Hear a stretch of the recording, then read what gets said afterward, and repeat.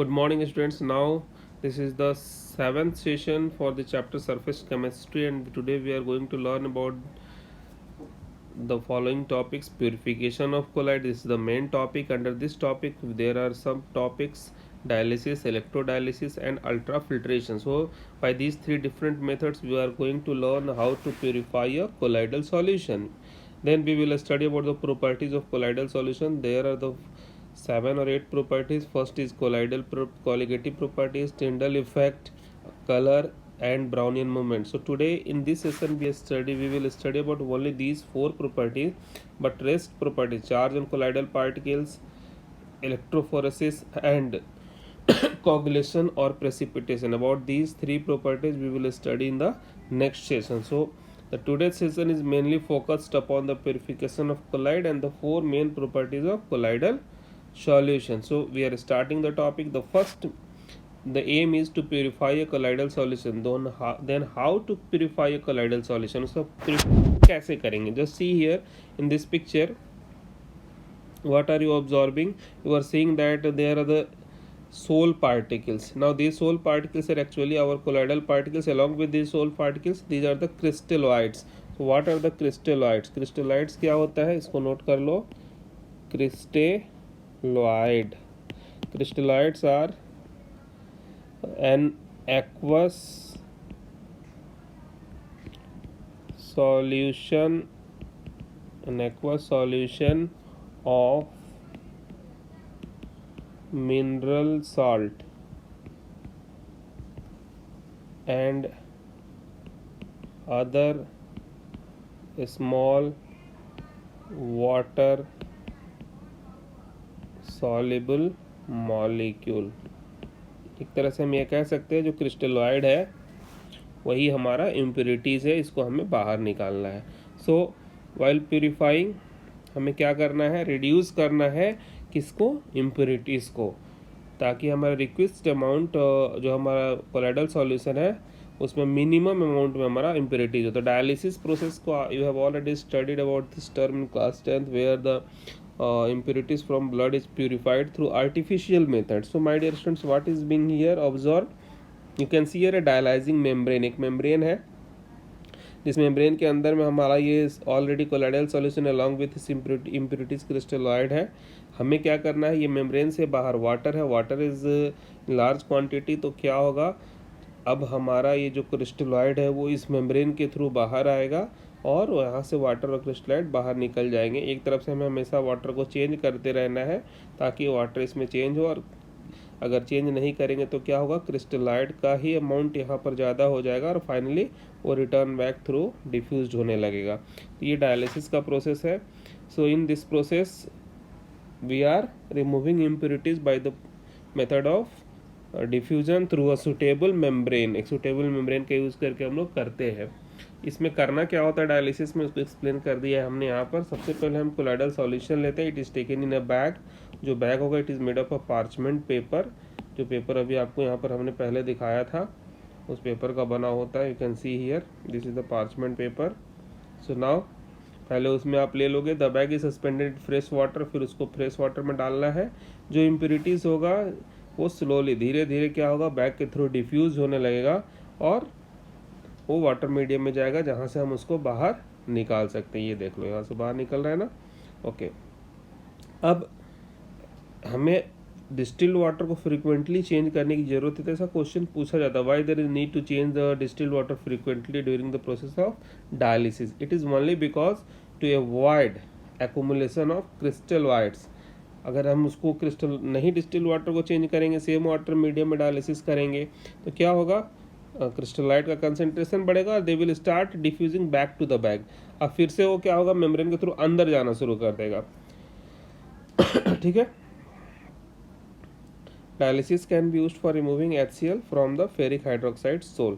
तो ferric hydroxide का आपने सोल के बारे में पढ़ा है. तो अगर वहाँ से आपको हाइड्रोक्लोरिक एसिड को बाहर निकालना है तो डायलिसिस प्रोसेस का हम यूज़ कर सकते हैं. So it is method to remove impurities.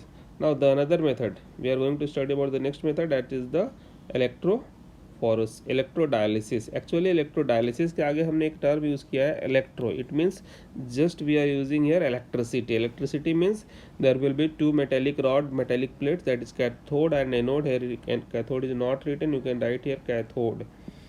So what is happening here, we are applying electricity or electric field inside the dialyzing chamber. क्या कर रहे हैं हम यहाँ पर, देखो सेम हमारा सेटअप एज इट इज है जैसे पहले था, लेकिन यहाँ पर हमने नेगेटिव और पॉजिटिव प्लेट लगा रखा है, एनोड और कैथोड को लगा रखा है ताकि जो क्रिस्टलॉइड हो। अब डिफरेंस कहाँ है, आप अगर डिफरेंस देखने की कोशिश करो तो डिफरेंस क्या है इन दोनों में, तो वहाँ पर आपका डायलिसिस में जो था प्रोसेस बहुत स्लो होता है, प्रोसेस थोड़ा फास्ट कब होगा, जब हम इलेक्ट्रिक फील्ड अप्लाई करेंगे तो जो चार्ज पार्टिकल यानी जो हमारी इम्प्योरिटीज़ है जिसके क्रिस्टलॉइड यू कैन सी है, तो जितने भी ये पॉजिटिव चार्ज पार्टिकल होंगे इम्प्योरिटीज़ में दे will start moving towards the cathode, और जो नेगेटिव चार्ज पार्टिकल हमारे इम्प्योरिटीज़ में होंगे दे will start moving towards the anode.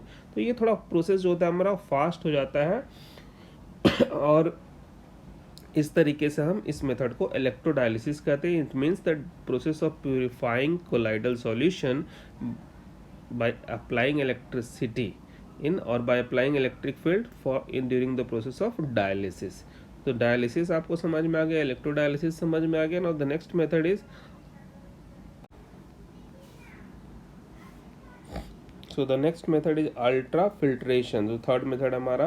तो इसमें क्या है बच्चों, जो हमारा जनरली जो फिल्टर पेपर होता है उसके through we have already studied that colloidal particles can pass through the ordinary filter paper. तो अब आप क्या करोगे, आप फिल्टर पेपर का जो साइज है वो तो स्मॉल पोर्स है, बट आप उसको और ज़्यादा स्मॉल करना है, उसके साइज को और ज़्यादा रिड्यूस करना है। और उसके साइज को रिड्यूस करने के लिए आप क्या कर सकते हो, we have to impregnating it with a colloid ion solution. अब है कि जब हम इस तरह के सॉल्यूशन के साथ कोलाइड आयन सॉल्यूशन हम बनाएंगे कैसे, तो बच्चों कोलाइड आयन सॉल्यूशन बनाने के लिए आपको क्या करना है, 4% सॉल्यूशन ऑफ नाइट्रोसेलुलोज अल्कोहल और ईथर के मिक्सचर में लेना है। ओके, और फिर फाइनली आपको क्या हो जाएगा, हम अल्ट्रा फिल्टर पेपर बना सकते हैं। और जब उसके थ्रू आप कोलाइडल सॉल्यूशन को पास करोगे तो आपको इम्प्योरिटीज कोलाइड जो पार्टिकल्स है can not pass through this ultra filter paper. तो अब हम क्या कर सकते हैं, we can also prepare ultra filter paper by soaking the filter paper in collide ion solution और हार्डनिंग बाय फॉर्मल्डिहाइड। यहाँ तक समझ में आ गया ना। तो my dear student, these are the 3 methods for the purification of collide. So now we are going moving to the next topic, that is properties of colloidal solution. तो बच्चों जैसे आपको शुरू में मैंने बताया कि कोलाइडल सॉल्यूशन की जो प्रॉपर्टीज़ है उसमें हमें 7 और 8 प्रॉपर्टीज़ पढ़नी है, but today we are going to learn only simple 4 properties. तो फर्स्ट प्रॉपर्टीज़ हमारा क्या है, कॉलिगेटिव प्रॉपर्टीज़। आप सबने पढ़ा है कि जो कॉलिगेटिव प्रॉपर्टीज़ है क्या है, लोअरिंग इन वेपर प्रेशर और डिप्रेशन इन फ्रीजिंग पॉइंट, ये सारे जो कॉलिगेटिव प्रॉपर्टीज़ हैं वो किस पे डिपेंड करते हैं, नंबर ऑफ पार्टिकल्स पे डिपेंड करते हैं, ठीक है ना। तो कोलाइडल पार्टिकल्स चूँकि बिगर एग्रीगेट्स है, पार्टिकल्स का एग्रीगेट है, तो इसमें आप क्या कह सकते हो कि कॉलिगेटिव प्रॉपर्टीज़ की जो वैल्यूज होती है वो स्मॉल ऑर्डर की होगी, ठीक है ना, क्योंकि ट्रू सॉल्यूशन में क्या पार्टिकल का साइज जो है थोड़ा छोटा है और कोलाइडल सॉल्यूशन में पार्टिकल का साइज थोड़ा बड़ा है। तो यहाँ पर जो कॉलिगेटिव प्रॉपर्टीज़ की जो वैल्यूज़ होगी as compare to the true solution for the same concentration, वो क्या होगा, स्मॉल ऑर्डर का होगा, छोटा रेंज ऑर्डर का होगा, क्योंकि यहाँ पार्टिकल का साइज क्या है, बड़ा है, ठीक है ना। तो आप कह सकते हो कि due to formation of associated molecules absorb value of colligative properties. कौन कौन से कॉलिगेटिव प्रॉपर्टीज हैं, relative lowering in vapour pressure, elevation in boiling point, depression in freezing point are smaller than expected values. यहाँ पर आप expected value से क्या कर सकते हो कि स्मॉलर वैल्यूज है, क्यों, क्योंकि ऑलरेडी कोलाइडल पार्टिकल्स की साइज जो होती है वो बड़ी होती है, एग्रीगेटेड होती है। आगे बात समझ में। So now the next topic is physical properties. आपको पहले ही हमने बता रखा है, पढ़ाया था फिजिकल प्रॉपर्टीज़ के बारे में, उसी सारी प्रॉपर्टीज़ को एक बार यहाँ पे फिर से हम रिवाइज करेंगे। हेट्रोजीनियस नेचर का होता है, आप सबको पता है, इसमें 2 फेज होते हैं, डिस्पर्स और डिस्पर्सन। स्टेबल नेचर का है, इसके अंदर स्टेबिलिटी होती है, पार्टिकल्स डिस्पर्सन मीडियम में होते हैं, सस्पेंडेड होते हैं। filterability, colloidal particles are readily passed through the ordinary filter papers, however they can be retained by a special filter paper known as ultra filter। जैसे अभी हमने पीछे की तरफ बात की थी जस्ट इसे पिछले वाले स्लाइड में कि वो तो पास कर जाएगा ऑर्डिनरी फिल्टर पेपर को, लेकिन अल्ट्रा फिल्टर पेपर को नहीं पास करेगा। और अल्ट्रा फिल्टर पेपर किसकी मदद से बनाते हैं? Through Cola. तो ये जनरल प्रॉपर्टीज़ है, फिजिकल प्रॉपर्टीज़ है। इसके बाद बच्चों ऑप्टिकल प्रॉपर्टीज आप सब ने पढ़ा है, यू हैव स्टडी वो टिंडल इफेक्ट। याद करो टिंडल इफेक्ट, कुछ याद आया? यस, टिंडल इफेक्ट क्या है यहाँ देख सकते हो। अगर आप फ्लैश लाइट पास करो, now there are 3 solution, different solution, solution, colloid and suspension. आप देखो सॉल्यूशन में आप उसके पाथ को नहीं देख सकते, but in case of suspension and the colloidal solution the path is visible, वो पाथ आपको दिखाई देता है। इसका मतलब क्या हो गया? जब लाइट को हम पास करते हैं थ्रू अ सोल, जनरली हमने फिर भी कहा था कि हम जनरल एक वर्ड यूज करते हैं सोल। सोल किसके लिए यूज करते हैं? कोलाइड के लिए, यानी जहाँ पर डिस्पर्सन मीडियम लिक्विड होता है और डिस्पर्स फेस आपका सॉलिड होता है। तो जो पाथ होता है सॉल्यूशन का वो क्या होता है? Becomes visible. और ये क्यों विजिबल होता है? Due to scattering of light, and this effect is called Tyndall effect. इस इफेक्ट को हम क्या कहते हैं? टिंडल इफेक्ट कहते हैं। क्लियर है यहाँ तक सब? आप कह सकते हो कि Tyndall effect is shown by colloidal solution and suspension. Okay, so now moving to the next topic. Tyndall effect जो है वो 2 कंडीशन में ही आपको मेनली ऑब्जर्व होगा। जो पहला कंडीशन है वो क्या है बच्चों? ये है कि the diameter of the dispersed particle is not much smaller than the wavelength of the light used. जो लाइट आप स्कैटरिंग के लिए यूज कर रहे हो उस लाइट के पास अपना क्या होगा? वेवलेंथ होगा। तो अब बच्चों देखो, जो डिस्पर्स्ड पार्टिकल, जो ऑलरेडी डिस्पर्सन मीडियम में पार्टिकल सस्पेंडेड है, उसका जो डायमीटर जो साइज होना चाहिए वो बहुत ज़्यादा छोटा नहीं होना। जैसे ट्रू सॉल्यूशन में क्या होता है? पार्टिकल का साइज 1 नैनोमीटर से भी छोटा होता है, तो वहाँ पर ये प्रोसेस ऑब्जर्व नहीं होता है। ठीक है ना? और दूसरी बात, जो रिफ्रैक्टिव इंडेसिस की बात होती है कि जो रिफ्रैक्टिव इंडेसिस होना चाहिए disperse phase and dispersion medium का, डिफर ग्रेटली इन मैग्नीट्यूड, उन दोनों में डिफरेंस होना चाहिए। ठीक है? तो 2 इम्पॉर्टेंट पॉइंट्स फिर से आपको एक बार मैं बता दूं कि टिंडल इफेक्ट कहाँ ऑब्जर्व होता है, कब ऑब्जर्व होता है? जब डिस्पर्स्ड फेज के पार्टिकल का साइज, जो लाइट हम यूज़ कर रहे हैं स्कैटरिंग के लिए, उसकी जो वेवलेंथ है उससे बहुत ज़्यादा छोटी नहीं होनी चाहिए। और दूसरा, डिस्पर्स फेज और डिस्पर्सन मीडियम के रिफ्रैक्टिव इंडेक्सेस में ग्रेट मैग्नीट्यूडली डिफरेंस होना चाहिए। ठीक है ना? तो ये आपका था टिंडल इफेक्ट। और इसका नाम टिंडल क्यों पड़ा? क्योंकि it was observed bye Faraday first and later on it studied by detail in by टिंडल, so the name Tyndall effect was given. लेकिन सबसे पहले इसके बारे में ऑब्जर्वेशन जो था वो फैराडे का था। यहाँ तक सबको क्लियर हो गया? अब नाउ नेक्स्ट पॉइंट है, that is about the colour. The जो कोलाइडल सॉल्यूशन होता है उसका कलर किसके ऊपर डिपेंड करता है? It colour depend upon the wavelength of light scattered. जो लाइट स्कैटर्ड होगा उसके वेवलेंथ के ऊपर डिपेंड करेगा। और obviously wavelength of light further depends upon the size and nature of the particle. अब लाइट का जो वेवलेंथ है वो किस पर डिपेंड करेगा? कि भाई जो पार्टिकल्स है, जो size of nature of particle इसके ऊपर डिपेंड करता है। अब यहाँ पर देख लो, जैसे जो फाइनेस्ट गोल्ड सोल होता है वो रेड इन कलर होता है। At the size of particle increase, जैसे जैसे आप उसके पार्टिकल के साइज को इंक्रीज करोगे, it appears purple, then blue and finally golden. Ultimately वो फाइनली गोल्डन हो जाता है। इस चीज़ को बड़ा ध्यान से समझिएगा कि कलर जो है वो डिपेंड करता है किसके ऊपर? Wavelength of light scattered by dispersed particles, and wavelength of light further depends upon the size and nature of the particle. वो लाइट जो वेव है उसके जो पार्टिकल के साइज के ऊपर और नेचर के ऊपर वो डिपेंड करता है लाइट का वेवलेंथ। तो अब आप देख लो गोल्ड के केस में, गोल्ड जो सोल होता है वो शुरू में रेड इन कलर होता है, जैसे जैसे साइज आप बड़ा करोगे पर्पल होगा, ब्लू होगा और फाइनली वो गोल्डन कलर का आ जाता है। This point should be kept in your mind.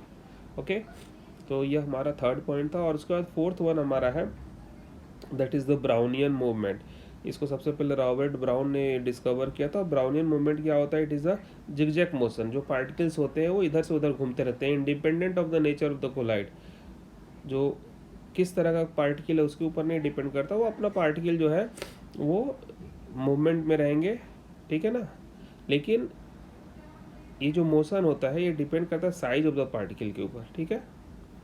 और Brownian movement has a stirring effect which does not permit the particle to settle.